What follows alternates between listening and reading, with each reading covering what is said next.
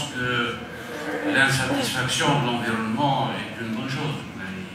Évidemment, c'est un moteur, ça pousse les pouvoirs publics à faire mieux, à améliorer justement les performances. Mais il y a aussi la jeunesse, bien sûr. Quand on est jeune, on est plus exigeant, on veut aller plus vite, etc. Mais il faut d'abord reconnaître que le gouvernement a une stratégie. Et d'ailleurs, il y a un secrétariat d'État auprès du chef du gouvernement qui s'occupe justement de la bonne gouvernance et qui œuvre justement à changer les mentalités dans l'administration.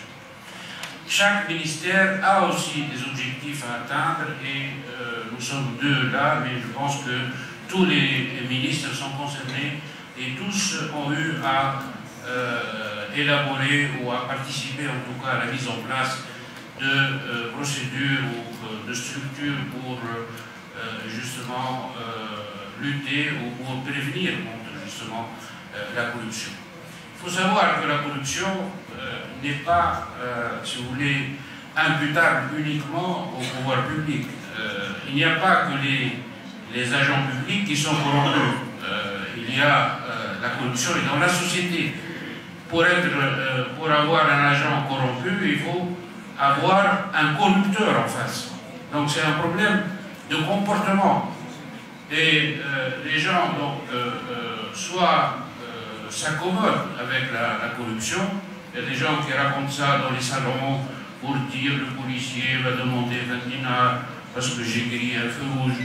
Donc, qui se vantent un peu de pouvoir acheter une infraction comme ça, ou bien le douanier m'a demandé tant, puis il a rectifié parce que je lui ai fait un cadeau, etc.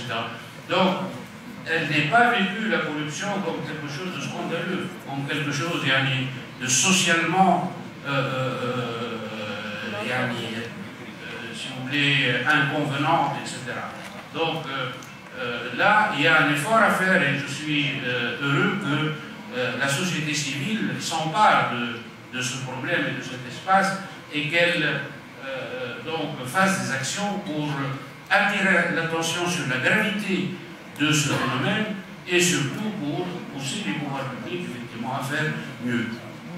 Mais l'écueil qu'il faut éviter, l'écueil c'est de faire la chasse aux sorcières, d'aller dans la précipitation, de faire des actions spectaculaires, mais des actions qui ne fournissent pas, si vous voulez, les garanties nécessaires.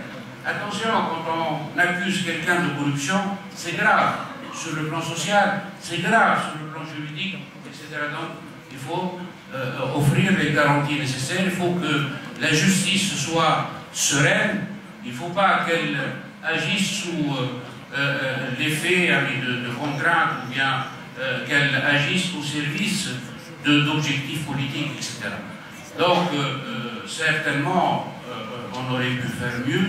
Les juges d'instruction auraient pu peut-être aller plus rapidement, mais il ne faut pas avoir, si vous voulez, voilà, il faut pas pour la vitesse et pour le nombre sacrifier ce qui est essentiel dans la justice. Ce sont les garanties et la protection des droits.